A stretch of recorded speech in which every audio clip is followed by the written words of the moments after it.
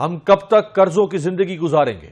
अब तो कशकोल ना भी लेकर जाएं तो अगले कहते हैं कशकोल इनकी बगल में है। आज इंडिया खोले हम दोबारा वापस चले जाएंगे। ओह माय गॉड, हम दोबारा वापस जाने के लिए तैयार हैं। अपने बुजुर्गों की कब्रों पे वहाँ मज़ारों पे वहाँ रह लेंगे, वहाँ सुकून है। यहाँ सवाल यह है कि पाकिस्तान को कर्जों की दलदल और अवामुन्नास से रोटी का निवाला तक छिन जाने जैसे हालात का जिम्मेदार कौन है। ये तो देखे ना, पाकिस्तान बोल के दिखाए जरा इनके सामने। पाकिस्तान बोले IMF के अब वो तलवे चाट रहे हैं आजकल, आपकी बिजली हर चीज महंगी कर देंगे। योगी जी, मैं आपके हाथ जोड़ के आपसे आपका शुक्रिया अदा करता हूँ। मैं आपने गवर्नमेंट ऑफ यूपी ने उनको मकान बना के दिया है। शानदार। यहाँ पे गरीबों का क्या हाल है? अब यहाँ पे गरीबों का, यहाँ गरीब तो खुदकशी कर रहा है। खबर आपको दें कि मौसम गर्मा में पानी के बहरान का खदशा, सूबों को पानी की दस्तयाबी और तकसीम पर इरसा अथॉरिटी ने सर जोड़ लिया। चाइना के अंदर मुसलमान, वहाँ हमारे तबलीगी जमात के बंदे गए, एक भाई को अंदर कर दिया, दूसरे को मार दिया। चाइना के हमने रायगंज में दफनाई। ये चाइना के अंदर हाल, ये चाइना के अंदर। आवाम कर्जों और इन कर्जों पर सूद की अदायगियों की वजह से पैदा होने वाली महंगाई का बोझ ज्यादा देर तक उठा पाएंगे। You are still a slave, you are still a colony. बता गया कि you are not able to govern your country. ये जो बोरी में बंद लाशें कराची में मिलती हैं, वो इंडिया वाले आके करते हैं। सर, हम ही हैं। बलूचिस्तान में देखो जुल्म हो रहे हैं। हिंदुस्तान हमारी माँ है, ठीक है, ये बहुत बड़ी बात है। हम उसकी औलाद हैं। माँ से कोई लड़ाई करता है? नहीं पता है। कर सकता लड़ाई? नहीं कर सकता। माँ से कोई लड़ाई नहीं कर सकता।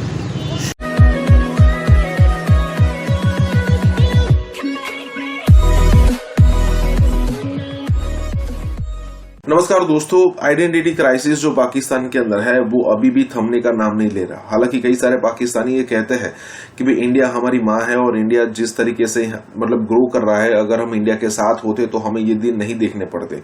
कई सारे लोग जो प्रधानमंत्री मोदी और योगी आदित्यनाथ को गाली दिया करते थे, आज वही सारे लोग या फिर उनमें से बहुत बड़ा तबका जो है वो प्रधानमंत्री मोदी और योगी की तारीफ करने पर मजबूर हो जाता है। और कई सारे लोग तो ये भी कहते हुए नजर आते हैं कि भाई हमें कैसे भी करके इंडिया चले जाना है, भले ही हमें वहां पर रहने की जगह ना मिले, हम वहां पर कब्रों पे रह लेंगे, हम वहां पर मज़ारों पे रह लेंगे, लेकिन पाकिस्तान से तो उनकी हालात अच्छे ही होंगे। कहने का मतलब ये है कि इंडिया की बेहतरी नहीं, यहाँ पर पाकिस्तान की जो सिचुएशन खराब हो रही है उससे पाकिस्तान के लोग जो है वो नाराज है। और नाराज वाराज तो छोड़िए, उनका मतलब रोजमर्रा की जीवन के जो प्रश्न होते हैं वही सॉल्व नहीं हो रहे, जो जरूरतें होती है वही सॉल्व नहीं हो रही है। कुछ चीजें होती है, अगर उनको लोगों को ठीक तरीके से मिलती रहे तो लोग यहाँ पर जो है वो बागी नहीं होते, लेकिन पाकिस्तान के लोग अब बागी होना शुरू हो चुके हैं। इसी के साथ ये वीडियो शुरू करते हैं। और हाँ दोस्तों, सुपर थैंक्स के जरिए हमें मदद करना ना भूलें। देखिए, बात यह है, ईमानदारी की बात करनी चाहिए। ईमानदारी की बात बिल्कुल। पाकिस्तान, हिंदुस्तान ने अपना खित्ता इतना बड़ा जिस्म काट के हमें पाकिस्तान बनाने के लिए 4 सूबे दिए। हिंदुस्तान हमारी माँ है, ठीक है, ये बहुत बड़ी बात है। हम उसकी औलाद हैं। माँ से कोई लड़ाई करता है? नहीं पता है। कर सकता लड़ाई? नहीं कर सकता। माँ से कोई लड़ाई नहीं कर सकता।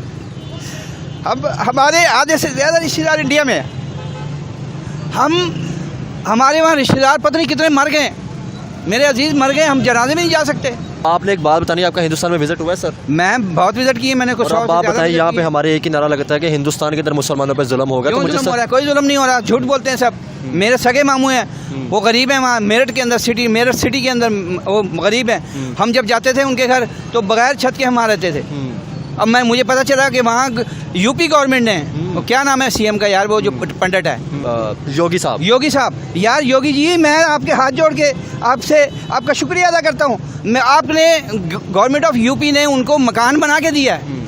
शानदार। यहाँ पे गरीबों का क्या हाल है? अब यहाँ पे गरीबों का, यहाँ गरीब तो खुदकशी कर रहा है, खुद ऐशी कर रहे हैं ये सारे, खुद गरीब का पता ही नहीं है गरीब का हाल क्या है। मुझे एक बात बताएं, आप मुझे एक बात बताएं, जिस तरह आपने कहा कि वहाँ पे मुसलमान लोग आपके सक्के मामू के लिए उन्होंने बना के दिया। रिश्तेदार हैं, पूरे इंडिया में मेरे रिश्तेदार हैं। तो अब ये बताएं कि हमारे यहाँ पे सिख या हिंदू रह रहे हैं, क्या हमने उनके लिए किया? सिंध के अंदर, बलूचिस्तान के अंदर लोग रो रहे हैं। कुछ नहीं, वो यार अकलियत तो बात तो दूसरी है, या मुसलमान रो रहा है, मैं रो रहा हूँ आपके सामने, मेरे आंसू नहीं कर रहे हैं। यहाँ हम ना बिजली का बिल दे सकते हैं, ना गैस का बिल दे सकते हैं। जनरल ज़िया का दौर बड़ा अच्छा दौर था यार, कमाइयाँ ज़्यादा थी, खर्चे कम थे। 15 रुपये 30 रुपये बहुत ज़्यादा बिल आया। 36 रुपये का, पता नहीं 34 रुपये का बिल आया था। मेरी शादी नहीं हुई थी, मेरी वालदा कहने लगी जनरल ज़िया के दौर में कि जा इसकी किस्तें करा के आ, 3600 पता नहीं 3400, तो 3 किस्तें मैं करा के आया था। 34 रुपये का बिल था वापडा का। अब आपको सोच भी नहीं सकता, अब हज़ारों बिल रोटी खाना ही है, पैसे हैं तो खा लो, मतलब भूखे सो जाओ। बच्चों की पढ़ाइयाँ ख़त्म करा दो, बच्चों को स्कूल से हमेशा उठा सर दो। ये कहते हैं बहुत से स्कूलों लोगों ने अपने बच्चों को स्कूल से निकाल लिया है भाई, फीसें उठा नहीं दी लिया, जा रही। फीसें ये नहीं दी जा हालात हो चुके रही, हैं। लोग भूखे मर रहे हैं यहाँ इंडिया में। दिल्ली में इस वक्त मेरे रिश्तेदार हैं, मैंने उन्हें फ़ोन किया, मैं कहा पिछले साल मैं कहा तुम तो, मैं कहा पाकिस्तान मत आना अभी, क्योंकि वहाँ से तो वीज़ा मिल जाता है इंडियन को, वो मुसलमान हैं, उनको वीज़ा दे देती पाकिस्तानी को, हम मंगवा लेते हैं, उन्हें बुलवा लेते हैं। मैं कहा यहाँ ना आना, गर्मी बहुत है। मैं कहा दिल्ली में क्या हाल है, दिल्ली में तो ज़्यादा होगी। कहेंगे हमें तो पता भी नहीं चलता। मैं कहा क्यों? कहेंगे हम तो, हमारे तो हर कमरे में AC लगा हुआ है। मैं कहा AC कैसे लगा हुआ है? कहेंगे यहाँ तो 300 यूनिट फ्री हैं, वहाँ हमारा राशन बना हुआ है, गरीबों का राशन बना हुआ है, 10 रुपये किलो चावल, 5 रुपये के लिए चीनी, है जी, इस तरह मिट्टी का तेल, हर चीज़ राशन बना हुआ है, वो उसके मुताबिक लाओ जी, पैसे जमा कराओ। बताओ 10 रुपये के लिए चावल मिल रहे हैं यहाँ पे रमज़ान आया, क्या हाल हुआ यहाँ? रमज़ान आया तो यहाँ केला वैसे रुल रहा था, अब 400 रुपये दर्जन है, 500 रुपये दर्जन है।